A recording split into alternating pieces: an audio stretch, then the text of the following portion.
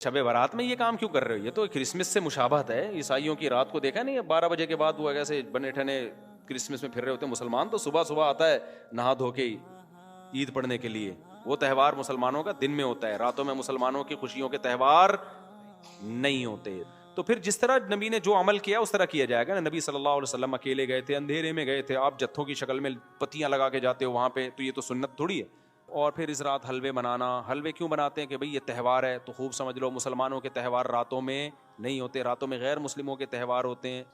تو اگر کوئی عبادت کرنا چاہے تو امید ہے اللہ کی رحمت سے اس کو اس رات ثواب دوسری راتوں سے زیادہ ملے گا. شب برات کے بارے میں چند چیزیں مشہور ہیں. نمبر 1, شب برات کو فیصلے ہوتے ہیں تقدیر کے, تو قرآن میں صاف طور پر ہے کہ یہ لیلۃ القدر میں ہوتے ہیں. قرآن کے خلاف جو روایات ہیں وہ اتنی مضبوط نہیں ہیں, قرآن کے نے واضح کر دیا ہے, تو وہ لیلۃ القدر میں ہوتے ہیں. دوسری بات شب برات کے بارے میں کہ اس میں قرآن نازل ہوا تھا, تو وہ بھی قرآن کیا کہہ رہا ہے؟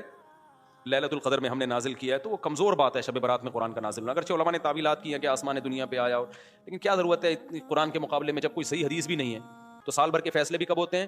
شب برات میں نہیں ہوتے, بلکہ رمضان کے آخری عشرے میں ہوتے ہیں. جو لیلۃ القدر ہے اس کی ویلیو ہے لیلۃ القدر, وہ خاندانی رات ہے. تیسری چیز